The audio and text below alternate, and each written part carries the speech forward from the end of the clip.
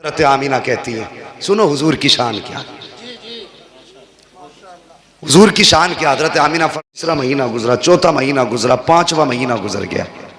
फरमाती जैसे जैसे दिन गुजरते जाते थे वैसे वैसे मेरी किस्मत के ताले खुलते जाते थे। वाह बेशक, बोलो यार सुभान अल्लाह। सुभान अल्लाह। अब नहीं बोलोगे तो कब्रिस्तान जाके बोलोगे सुभान अल्लाह, सुभान। जैसे जैसे दिन गुजरते जाते थे मेरी किस्मत के ताले खुलते जाते थे। फरमाती हैं 5 महीने गुजर गए, हर महीने कोई ना कोई नबी आता रहा और मुबारकबाद देता रहा। अगर सुन्नी मुबारकबाद दे तो तेरे पेट में दर्द होता है, नबी मुबारकबाद दे तो तेरी नानी मर जाती है? क्यों कलेजे फटते हैं तुम्हारे? हजरत आमीना कहती हैं, अगर हजरत आला हजरत की हम बात करें तो कहते हैं जी वो तो बरेली वाले हैं, उन्होंने तो इश्क में कर दिया। चलो इन्होंने इश्क में किया, नबी की अम्मी तो सच्ची कह रही हैं। अगर मेरी आप ना मानेंगे तो कुछ नहीं जाता आपका, और नबी की अम्मी की अगर नहीं मानी तो कुछ नहीं रहता आपके पास फिर। बेशक, ये याद रखना। बेशक, अगर उनकी नहीं मानोगे तो बचेगा ही कुछ नहीं। बेशक। बात नबी की अम्मी की है। फरमाती है 5 महीने गुजर गए, हर महीने कोई ना कोई नबी आता रहा, मुझे मुबारकबाद देता रहा। 5 महीने के अरसा गुजरने के बाद एक दिन हजरत अब्दुल मुत्तलिब काबे में तवाफ कर रहे हैं।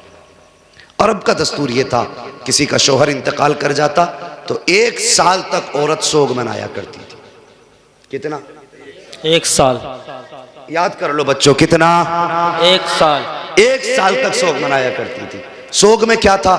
खुशबू नहीं लगानी है, बन सवर के नहीं निकलना है, नए कपड़े नहीं पहनने हैं, साफ सुथरा नहीं होके निकलना है। ये सारी चीजें सोग में शामिल थी। तो ये वहां का दस्तूर था। हजरत अब्दुल मुत्तलिब काबे का तवाफ कर रहे हैं, कुछ सरदार इकट्ठा हुए, हरम शरीफ में आए, कहने लगे अब्दुल मुत्तलिब का हज्जी का काबे के मुतवल्ली हो बेशक, ख़ानदान कुरैश के सरदार भी हो बेशक, का एक बात है। कहा क्या? क्या बताइए हमारे अरब का ये दस्तूर है कि नहीं? का कौन सा? कि हमारे यहाँ किसी औरत का शोहर इंतकाल कर जाए 1 साल तक सोग मनाती है औरत। कहा हाँ है।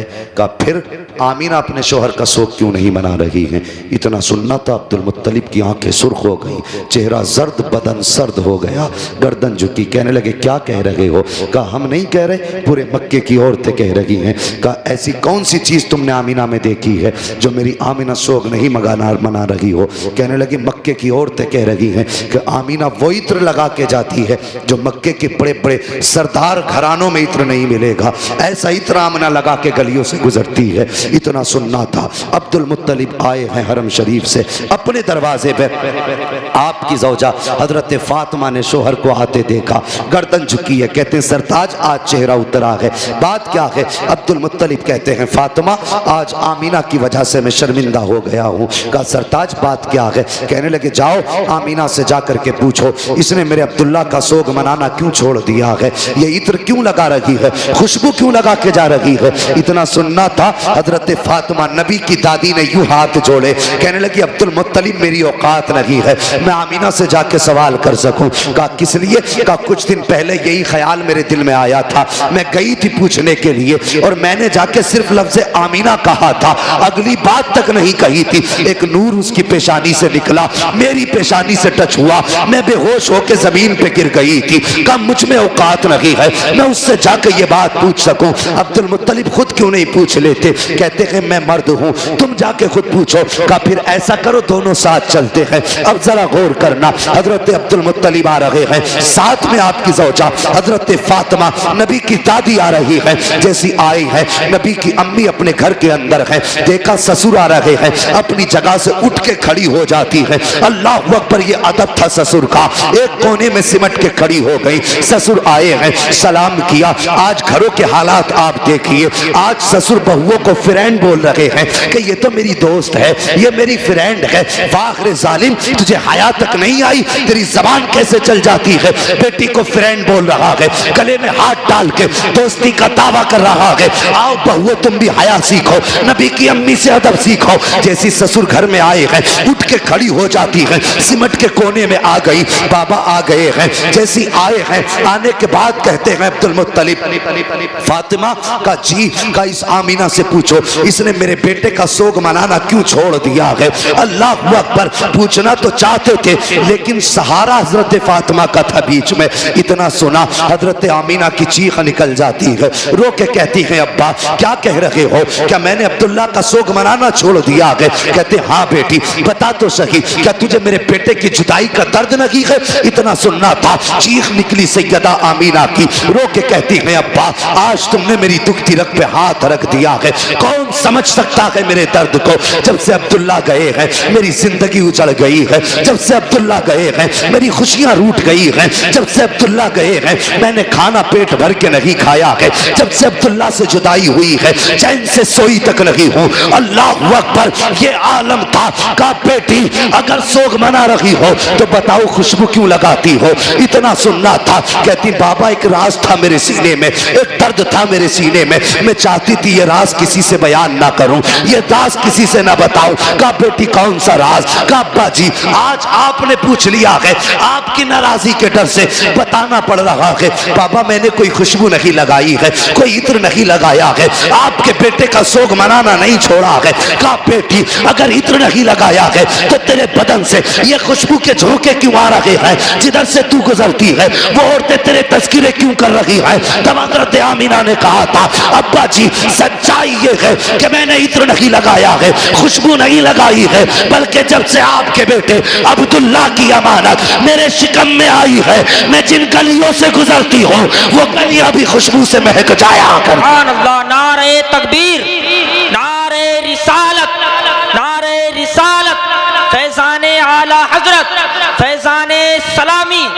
जश्न ईद मिलादुन नबी, आमदे मुस्तफ़ा, अज़मते मुस्तफ़ा कॉन्फ्रेंस। सुभान अल्लाह, क्या बात है भाई। 1 घंटा पूरा हो चुका भाई, फरमाइशें इंशाअल्लाह कभी पूरी कर लेंगे। हुजूर का जिक्र ही ऐसा, इससे दिल कब भर सकता है। जी बेशक। हाँ बस हुक्म हजरत का थोड़ी देर और मैं आप लोगों की मोहब्बतों को निभाते हुए कुछ देर कोशिश करता हूँ आगे बढ़ जाऊँ। तैयार हैं? अल्लाह सलामत रखे। उन्हीं लोगों ने हाथ उठाए जिन्होंने आगे बढ़ाने नहीं कहा था। सब लोग हाथ उठाएं जो चाहते हैं भी और सुनना, जो सुनना चाहते हैं माशाअल्लाह जरा कहते सब या रसूल अल्लाह, या रसूल अल्लाह। अल्लाह सलामत रखे। अब आमीन। गौर करें, जब इतनी बात कही हजरत अब्दुल्ला का कलेजा, हजरत अब्दुल मुत्तलिब का कलेजा ठंडा हुआ। कहने लगी बेटी अल्लाह ने मेरी दुआ कबूल कर ली है। कौन सी? का मैंने एक दिन काबे का गिलाफ पकड़ के दुआ मांगी थी, लगता है वही बरकतों वाला बच्चा आ रहा है। अल्लाह अकबर। कहा बेटी फिर ये खुशबू, जब इतना सुना कहती है बजी क्या बताऊं, इस बेटे की इस बच्चे की बरकतें ऐसी हैं। अंदर गई तकिया उठा के लाई, कहने लगी अब्बा जरा इस तकिए को लिए हाथ में। आपने तकिया हाथ में लिया, खुशबू मुझको अंबर से तेज नाक के अंदर आ गई। बेटी ये क्या है? कहती है अब्बा मैं इस पे सर रख के सोती हूँ, इसकी खुशबू नहीं जा रही है। अंदर गई दुपट्टा लाई, कहने लगी अब्बा इस दुपट्टे को सूंघिए। आपने दुपट्टे को सूंघा, खुशबू आ रही थी। कहा बेटी इसमें क्या बात है? कहने लगी अब्बा एक दिन मेरे माथे पे पसीना था, मैंने इस दुपट्टे से पसीना साफ कर दिया था, कई मर्तबा इसे धो चुकी हूँ, अभी तक दुपट्टे की खुशबू नहीं गई है, बल्कि जिस पानी से धो देती हो वो पानी भी महक जाया करता है। अल्लाह अकबर। हजरत अब्दुल मुत्तलिब खड़े हैं, झूम रहे हैं। हजरत फातिमा नबी की दादी, आपकी ज़ौजा अंदर गई है।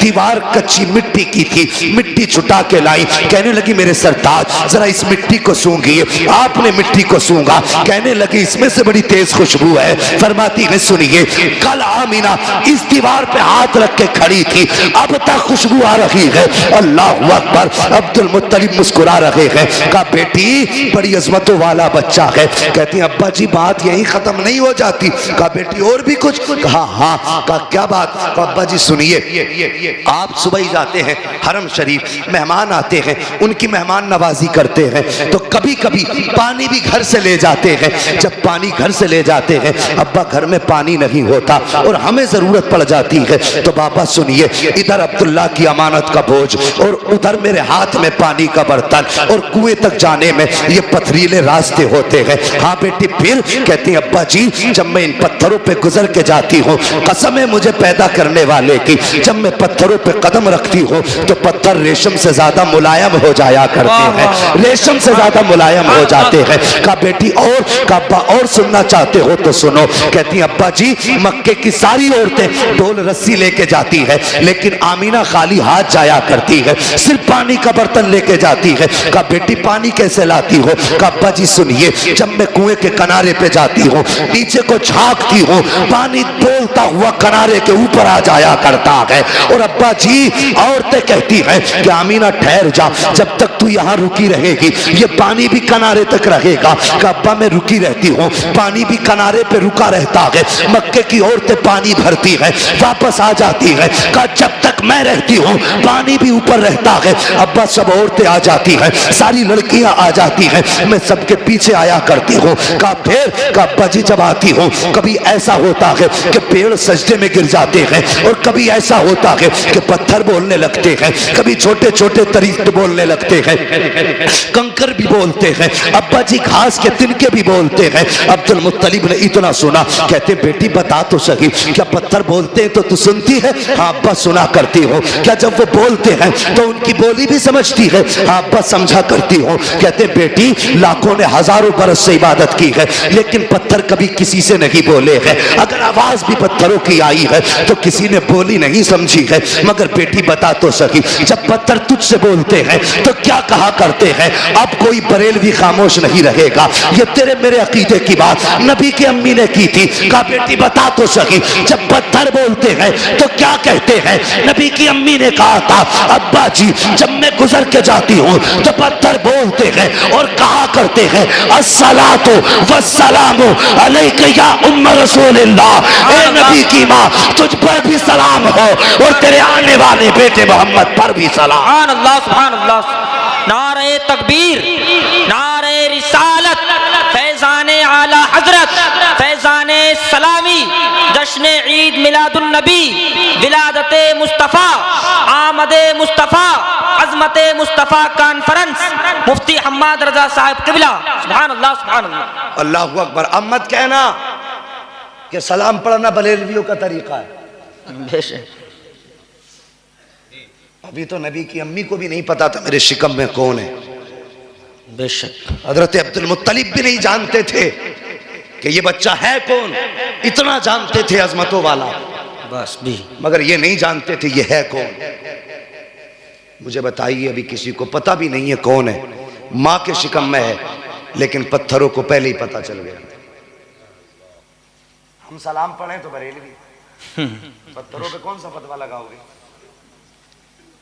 चलो ये सुन्नी तो जलसे में सुन के जाएंगे कि सलाम पढ़ना चाहिए, आला हजरत ने कहा है, लेकिन पत्थर कौन से जलसे में सुन के आए थे? क्या वो बरेली आए थे या आला हजरत वहां गए थे बताने के लिए? वो भी 1400 साल पहले। बताइए तो सुनिए, कुरान फरमाता वकफा बिल्लाहि शहीदा, बेशक महबूब के चर्चों के लिए उसका खुदा काफी है। वाह, सुभान अल्लाह, सुभान अल्लाह। सलाम रजा ने नहीं पढ़वाया, सलाम खुदा ने पढ़वाया है। बेशक सुभान अल्लाह, सुभान। अगर हम मुशरिक तो पत्थर भी मुशरिक। बोलो, शर्म नहीं आती लोगों को? कुछ भी कह जाते हैं। हुजूर माँ के शिकम में फरमाती, फिर वो दिन भी आ गया जिस दिन मेरे बेटे की विलादत होनी थी। सुनिए, फरमाती मेरे घर में उस दिन चिराग में तेल तक नहीं था, और हर औरत को बच्चे की पैदाइश के वक्त किसी मददगार की जरूरत होती है। फरमाती मेरे घर में कोई खातून भी नहीं थी। कहती आज मुझे अब्दुल्ला की याद सता रही थी, आज मुझे अब्दुल्ला की याद रुला रही थी। मेरे दिल में ख्याल आया काश आज मेरे अब्दुल्ला होते, मेरे घर में चिराग भी जलता, मक्के के खानदान कुरैश की कुछ औरतें भी मेरे पास होती। फरमाती इतना ख्याल का आना था, मेरी आंख का भी पहला आंसू का कतरा बहा था। फरमाती फशक्कल जिदार, अचानक मेरे घर की दीवार फटी। फदखला सलासुन निस्बा, 3 औरतें दाखिल हुई। उनके कद इतने बड़े थे जैसे खजूर के दरख्त लंबे होते हैं, चेहरे चांद से ज्यादा रोशन थे। कहती मैंने कभी ऐसे चेहरे नहीं देखे थे, मैं डर गई उन्हें देख के। और मैंने कहा तुम कौन हो, क्यों आई हो? कहने लगी, उनमें से एक कहने लगी कि मुझे आदम की बीवी हव्वा कहा जाता है। वाह सुभान अल्लाह सुभान। दूसरी कहने लगी मुझे ईसा की मां मरियम कहा जाता है। वाह। तीसरी ने कहा मुझे इस्माइल की अम्मी हाजरा कहा जाता है। सुभान अल्लाह सुभान। फरमाने लगी क्यों आई हो? कहने लगी आमीना तुझे मुबारकबाद देने के लिए आए हैं। बेशक। किस बात की मुबारकबाद? कि तेरी गोद में जो बच्चा आ रहा है ना, ये आम बच्चा नहीं बल्कि नबियों का इमाम आ रहा है। सुभान अल्लाह सुभान अल्लाह। फरमाती है फिर मेरा घर पूरा रोशन। अचानक खुशबू मेरे घर में फैली। मैंने देखा मेरे सर की जानिब एक खातून हाथ में प्याला लेके खड़ी थी, उसमें कुछ मशरूब था। मैंने मुड़ के उसे देखा, इतनी हसीन कि मैं देखती रह गई। मैंने उससे कहा तू कौन? उसने कहा मैं जन्नत की हूरों की सरदार हूँ। वाह वाह सुभान अल्लाह। बेशक। अब मत कहना नबी मेरी तरह मरदूद तू पैदा हो तो पूरा मोहल्ला नापाक कर दे। हाँ, हुजूर की जलवा करी देखो किस शान से हुजूर आ रहे हैं। फरमाती हैं कि बस ये मैंने देखा। मैंने कहा तुम कौन हो? उसने कहा मैं जन्नत की हूरों की सरदार हूँ। कहा किस लिए आई हो? कहा रब ने तुम्हारी दाया बना के भेज दिया है तुम्हारी खिदमत के लिए। कहा फिर उस खातून ने मुझे दूध का प्याला पेश किया। फरमाती मैंने उसको पिया। कहती जब मैंने उसको पिया तो वो शहद से ज़्यादा मीठा था, बर्फ से ज़्यादा ठंडा था। फरमाती मुश्क से ज़्यादा खुशबूदार था।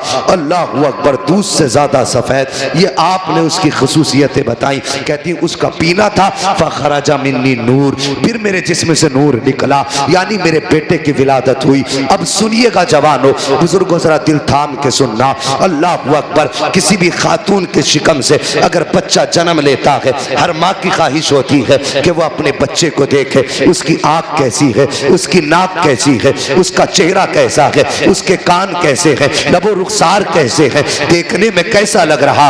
हर माँ की ख्वाहिश होती है कि वो अपने बच्चे को देखे कि उसका बच्चा कैसा है। मगर सुनिए, नबी की अम्मी बयान फरमाती है जब मेरे बच्चे की विलादत हुई मेरे दिल में भी ख्वाहिश थी कि मैं देखूं मेरा बच्चा कैसा है। फरमाती है लम्मा वज़अतहु काना मकहूलन मगसूलन मुअत्तरन मकसूरन मुतहरन काना साजिदा। नबी की अम्मी कहती है जब मैंने लख्त जिगर को जन्म दिया और मेरे दिल में आया मैं देखूं मेरा बेटा कैसा है। फरमाती है मेरी सबसे पहले नजर जब बेटे की आंखों पे पड़ी है, क्या देखती हूँ? मेरे बेटे की आंख में सुरमा लगा हुआ है, मेरे लाल की आंख में सुरमा लगा हुआ है। फरमाती है मकहूलन, बालों में तेल पड़ा हुआ है, मकसूरन, नाव कटे हुए हैं, मगसूलन, गुस्ल करके आ रहे हैं, मुअत्तरन, खुशबू ऐसी थी कि पूरा मक्का महक रहा था।